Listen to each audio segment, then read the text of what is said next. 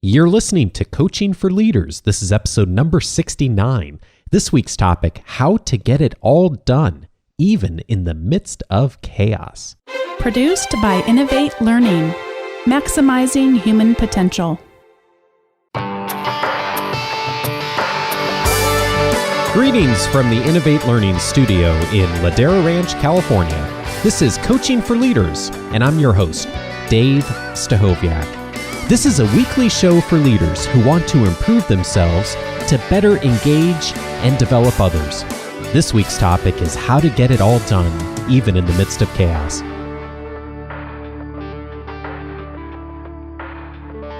Well, welcome back for another episode of Coaching for Leaders. It is the holiday season, and the topic today might seem a bit odd going into the last few weeks of the year here and the holidays and time off and vacation for many people in our listening community.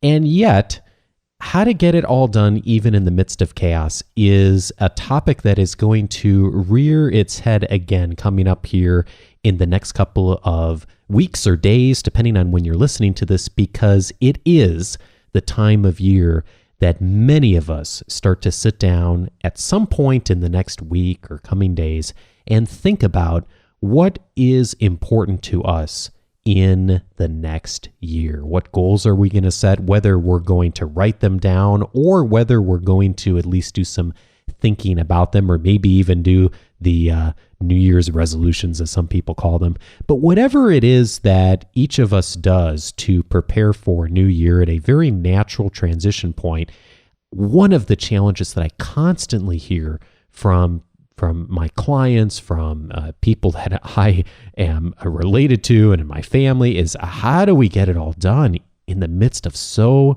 much going on around all of us? And this is something that all of us struggle with. And in fact, I received an email from a listener about a month or two ago, and I haven't had a chance to really focus an episode on this yet, but I wanted to address this today. And the listener's name is Jennifer, who had written me and said, "My personal struggle is being held accountable for things being completed when the reason that they aren't completed is because there's just too much on my plate." And this is something that many of us struggle with in organizations. And so in this week's episode, I wanted to look at this in some detail. How do we get it all done? How do we prioritize things well? And how do we communicate with stakeholders and other people in our organization, not only the people that we lead, but also the people that lead us, so that we are getting recognized for focusing on the work that's most important. Now, the goal here, of course, is not just to necessarily get recognized for that, but to actually be focusing on the things that are most important. And if you are able to influence the organization more effectively. We're all able to influence our teams more effectively, and that's something that for all of us should be an important priority. So the first recommendation that I have, if we want to get it all done, and how do we do that with so much going around us, is to figure out what are the things that we can do and only we can do exclusively. And particularly for those of us who are in leadership roles and have teams of people that we're managing, we need to spend time figuring out what's the most important utilization of our time. And here's an example from something that I ran into a couple of years ago. If you've listened to the show for some time, you know I've done some work with the Dale Carnegie organization over the years, and teaching classes and working with local universities and working with clients. And one of the things that we have done over the years is done a lot of programs and client relationships that have run through tuition reimbursement programs. And so what that means is that someone in our organization has often needed to coordinate with clients on going through tuition reimbursement process and filling out paperwork and policies and procedures. And for many, many years in those relationships, I was one of the folks that had set all that up. And so what I would do is I would put it on as a priority for myself to manage that whole process, to connect with participants that we were working with in classes or we were coaching, and kind of walk through that whole process and do all that paperwork and walk through people with that step by step. And at some point, I realized how much time that I was spending doing that and how it really was not a good utilization of my time and talents and the value that I could bring to our clients and the people that I was serving. And so I had to, at some point, step back and really look and examine the amount of time I was spending on this. And it wasn't because I didn't have other resources. In fact, there was an entire administrative team I could delegate a lot of that work to. But I had gotten in the habit of doing all of that work, that much of which was administrative, for a couple of big reasons. The first reason was I didn't want to invest the time that I knew it was going to take to teach someone else how to do it. And if I think about many of the clients that I've worked with over the years, I think so many of us struggle with this. There are things that we're doing in our roles as leaders that we've done for a long time for whatever reason. Either we picked it up initially or just we had an area of expertise in something. And as a result, we've developed an expertise with it. And the time that it would take to train someone else how to do it or to coach someone else on it is so daunting that we just keep doing it ourselves.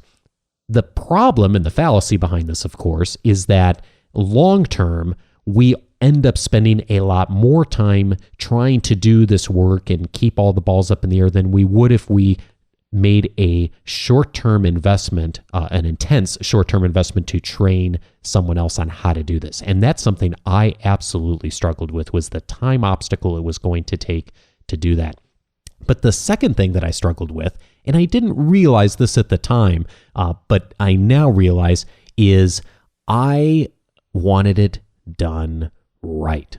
I didn't think anyone else could do as good a job as I was doing with it. And even if someone else could do it 95%, I knew I was going to do it 100%. And so I was the one who needed to keep doing the work. And that is something that I've learned will be extremely detrimental to me as a leader, of having that belief system that I'm the only one that can do a whole bunch of different things. It is true that there are things that each of us in our unique talents and capacities can only do exclusively or only should do because of our particular talents in some areas.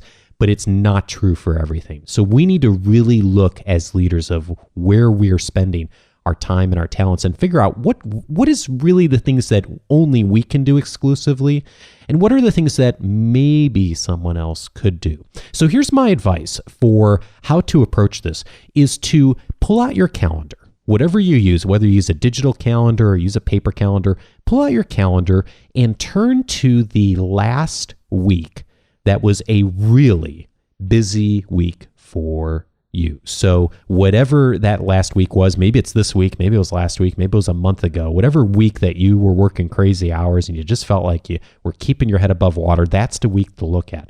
And as you look at the calendar, look at that that full week and examine what you spent your time doing each of those days and maybe even the hours during those days.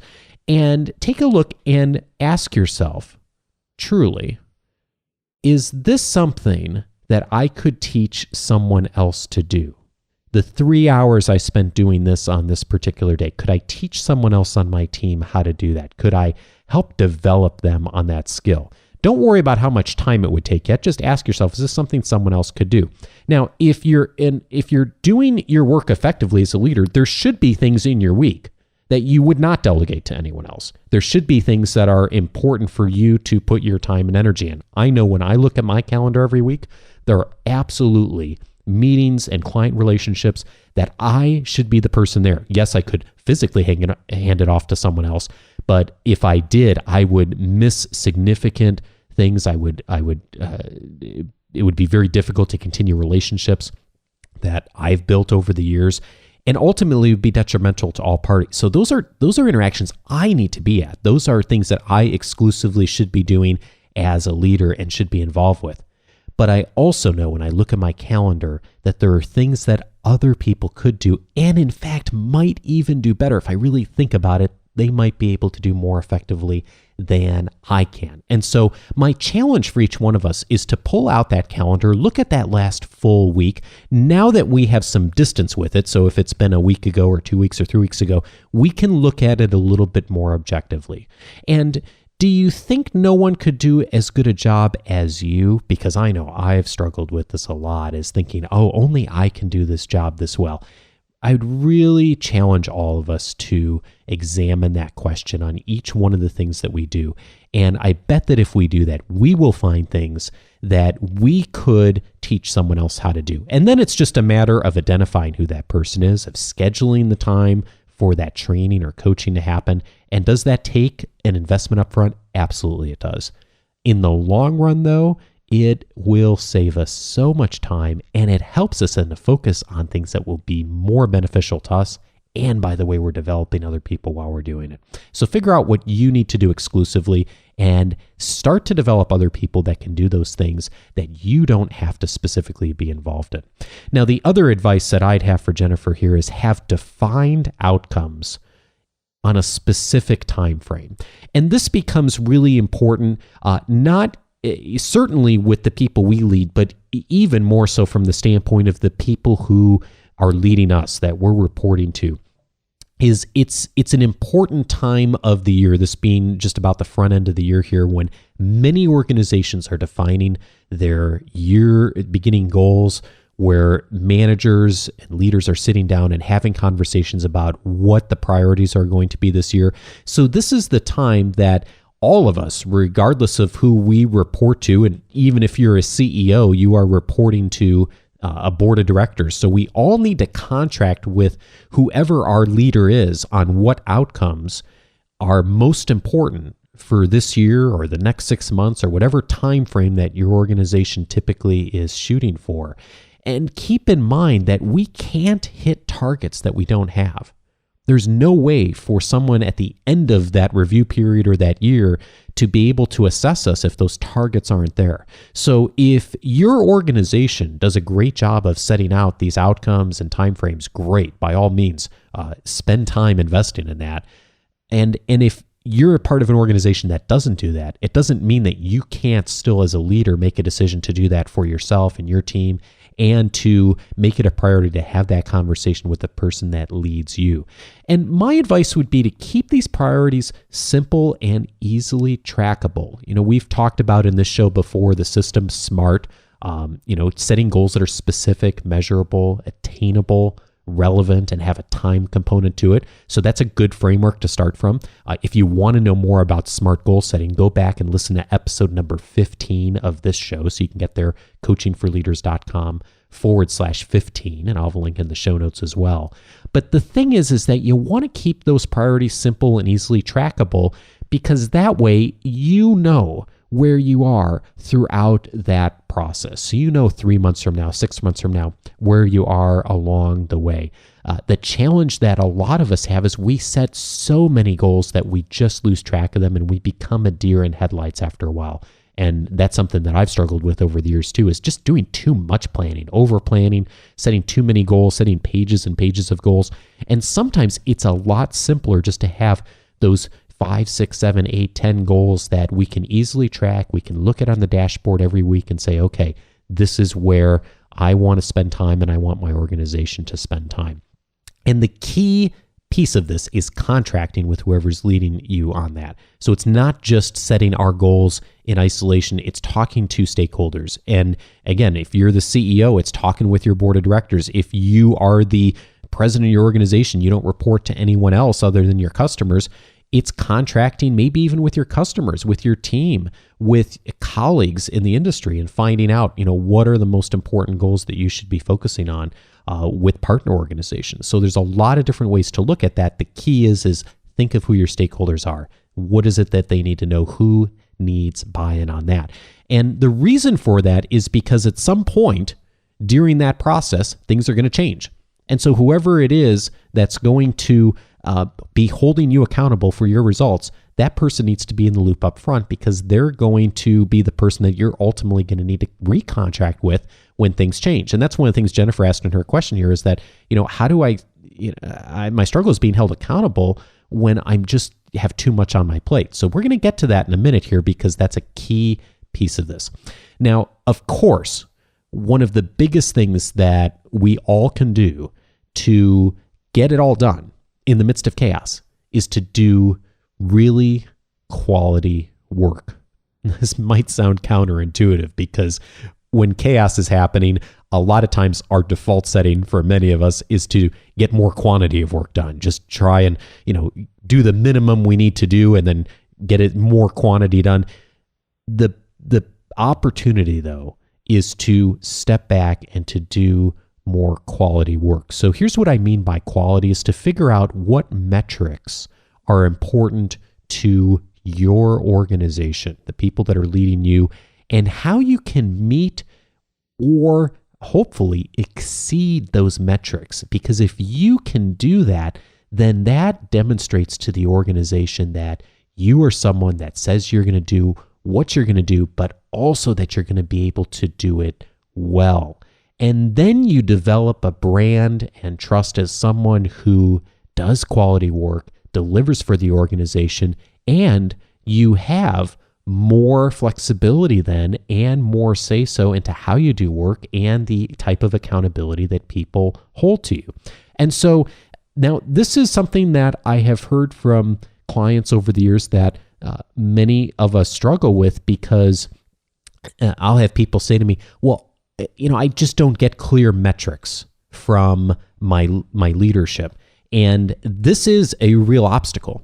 I unfortunately have run into many situations where leaders are very unclear as to what the metrics are that people are going to be evaluated on.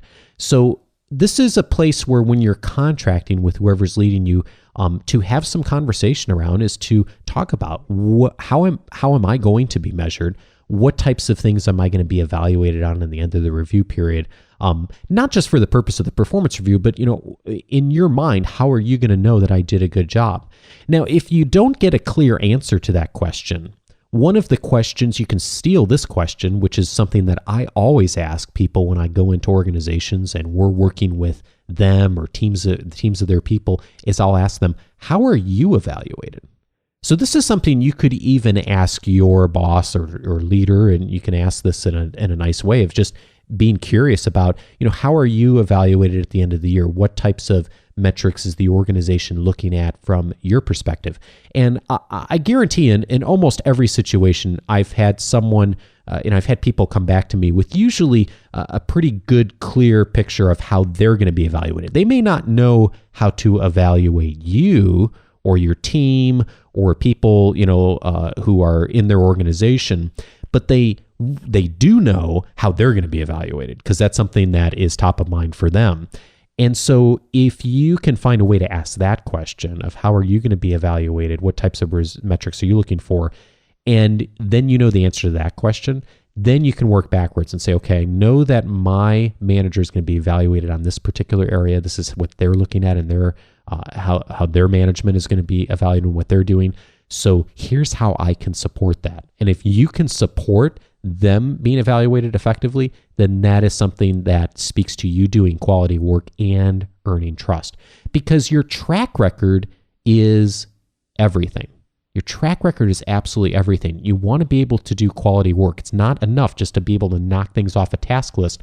If you're doing things that are going to really help the organization be successful and connect with customers and to do whatever it is that your organization is trying to do to make a difference in the world, then that's huge. And you're going to be the kind of person that is going to be considered for future opportunities and future advanced leadership opportunities. And, just as an example of what not to do, very early in my career, I had wanted to I was working full-time for an organization in the education industry, and I had wanted to go off and to start my first business. And so I was going to do some coaching and some things a little similar to what I'm doing now, but I didn't really have a super defined plan around it, but I knew that I needed time because I was working full time and I just didn't have enough hours in the week to do it.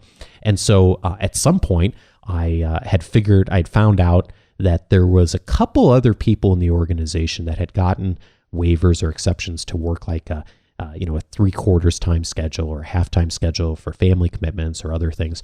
And so at some point I approached one of our senior leaders in the organization and we had a conversation and I said, here's what I'd like to do. I'm planning to start this business. I want to keep working here. I obviously, the income is really important. The skills I'm gaining here are really important. I want to continue my career, but I'd really like to do this.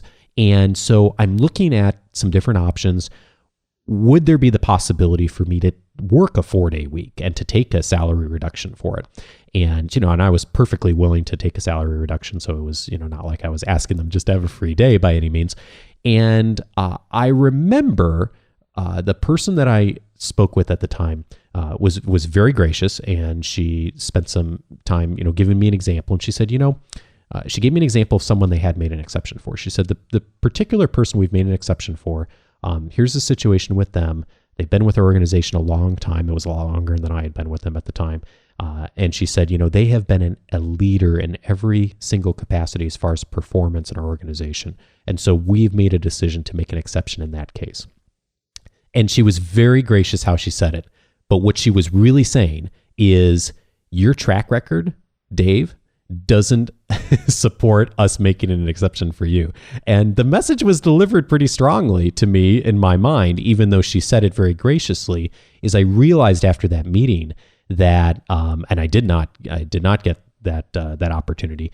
I realized that my track record was everything. My track record was okay at the time, but it wasn't long enough and it wasn't impressive enough where the organization was willing to meet me halfway on something. And so that's why I say for all of us, our track record is everything. My track record's a lot better now in my career than it was when I first started off.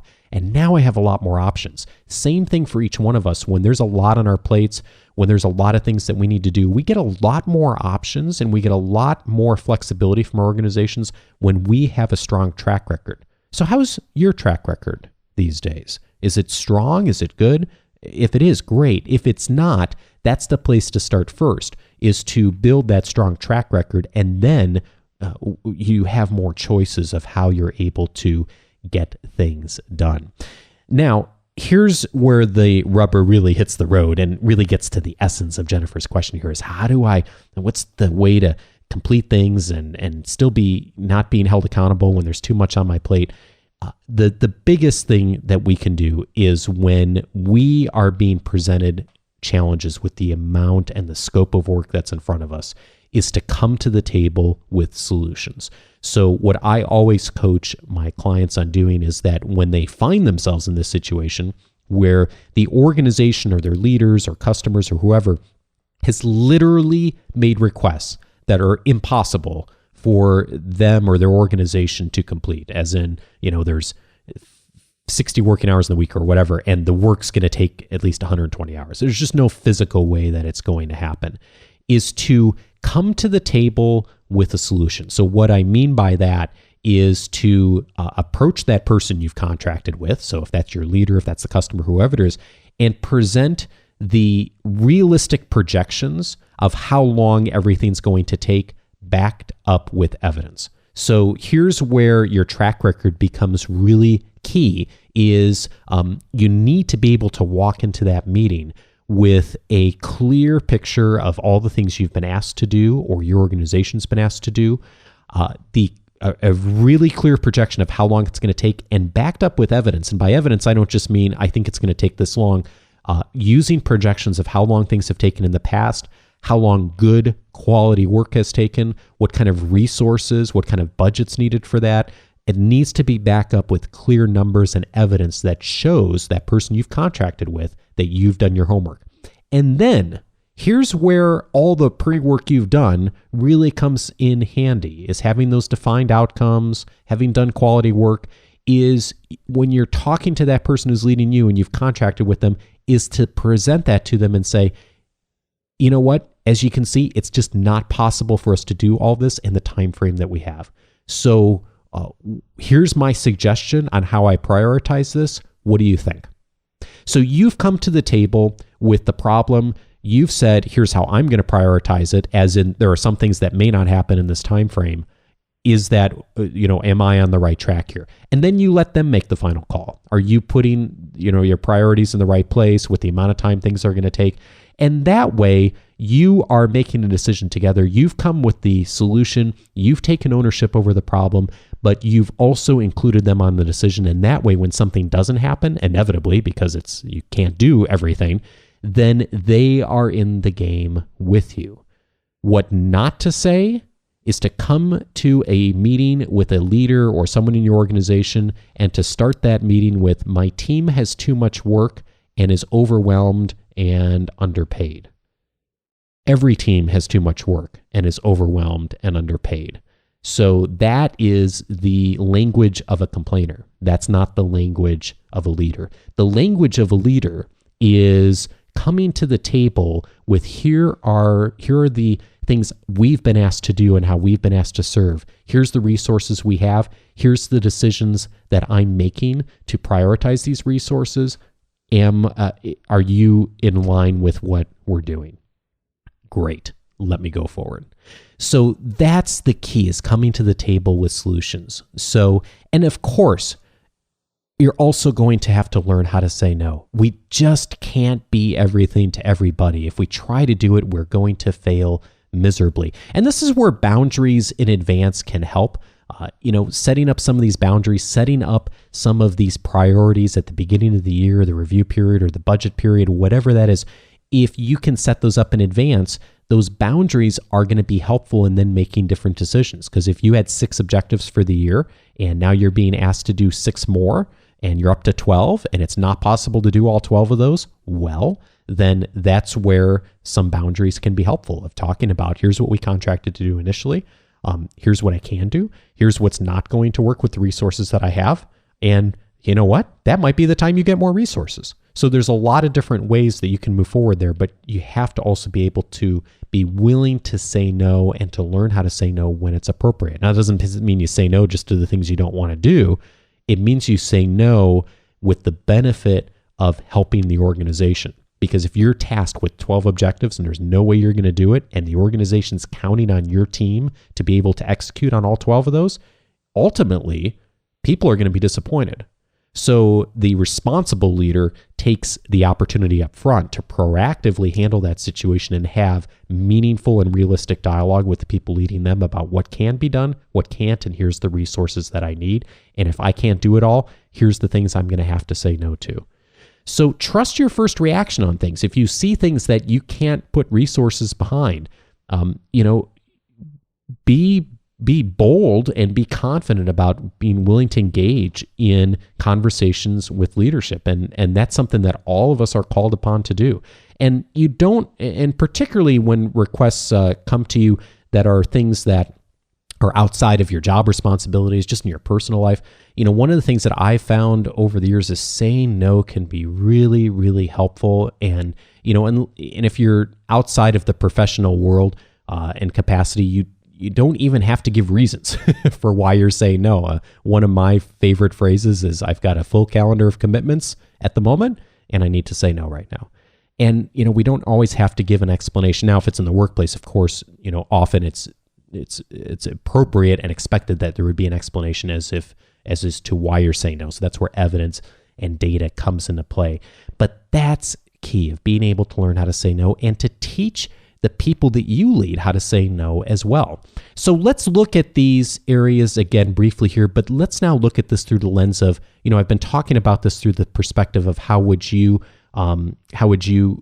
talk to someone who's leading you, but you also want to be able to coach people who you're leading. So figure out, and again, first thing, figure out what you can do exclusively. So coach your team on this, the people that you're leading, figure out what they really do well with their time and talents.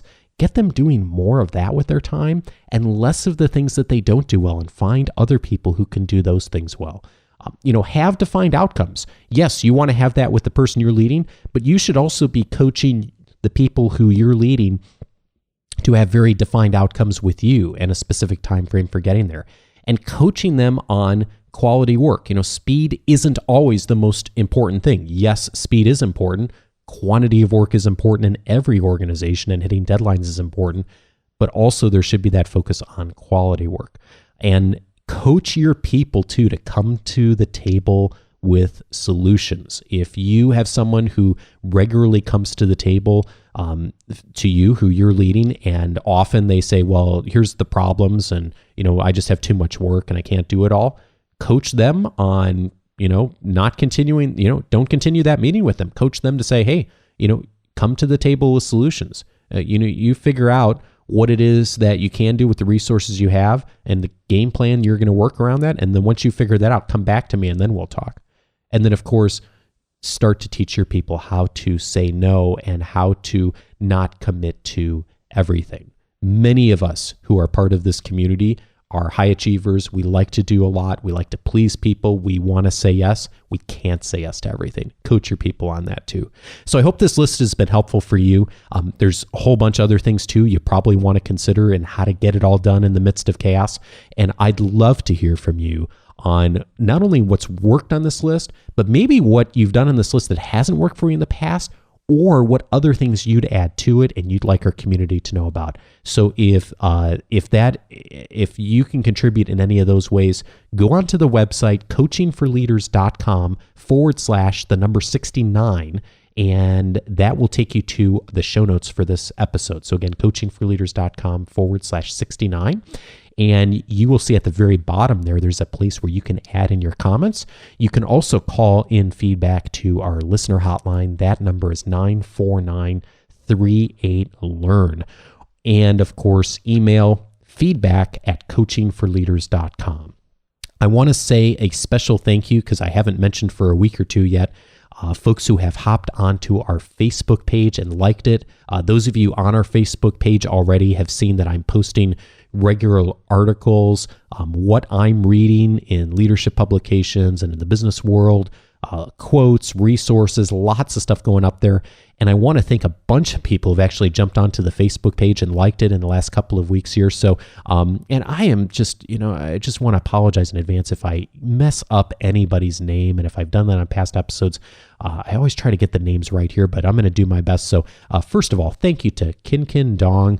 Thank you, Carol Skinner, Bo Sorensen, Ted Wazirinak, Juan Manuel Ramirez Beloso, thank you, Bashar Natarjian, Eric Farnan, Deborah K. Bixler, Matthew Larson, and Steve Osborne. Thank you to all of you for jumping onto the Facebook page. And if you'd like to be a part of our Facebook community as well, you can reach us at coachingforleaders.com/Facebook. And I wanted to just say a very special holiday greeting out to two people out there in our listening community. A special thank you to Ortega, who is listening to us out in Nigeria. And I had a chance to talk to him on the phone the other day and about the work he's doing. And Ortega, I just wanted to say a very special thank you to you for calling from across the world, for listening so diligently and faithfully to this show. And also, I wanted to thank you so much for passing along the show as a resource to your colleagues and your clients. I am so grateful for it, and it's just incredible and amazing to be able to connect with someone across the world that you've never met, but to be a part of this community. And I also wanted to say a very special thank you to Bashkar, I think is how to say his name, in India, who reached out to me this past week, sent a really nice email. Thanks, Bashkar. And he said that he listens when he's driving to work in India in the morning to this show. And so I suspect you're on the road right now, Bashkar, and I wanted to say thank you so much for listening. Thank you for your very kind message. And to everyone out there in the Coaching for Leaders community, a very special Christmas greeting to you. This episode's actually airing on Christmas Eve, so Merry Christmas to everyone who's celebrating Christmas out there, and Happy New Year to everyone in the community. It's an incredible pleasure to be able to come to you each week. I'm so blessed in life to have the time and a few resources to be able to produce this podcast. I'm tremendously excited about 2013 and all the things that are going to be coming our way. There's going to be some new things coming after the first of the year for this show. Lots of good stuff, lots more that I'll be adding on and introducing to the show. And so I'm really excited to share that with you in the coming weeks. But I wanted to let you know that there is not going to be a show next week. That's right. It's Christmas time here, and it is the new year. And my family's coming out from Chicago. My parents are out. They live about 2,000 miles away from where Bonnie and I live here in Southern California. And, we're just going to take some time to enjoy having our little son, Luke, and enjoying the Christmas holiday and the New Year. And so there will be no episode next week. So I will see you in the new year in 2 weeks for the next episode of Coaching for Leaders. And even though we're on vacation, the website is not. So you can hop on the website anytime that you'd like.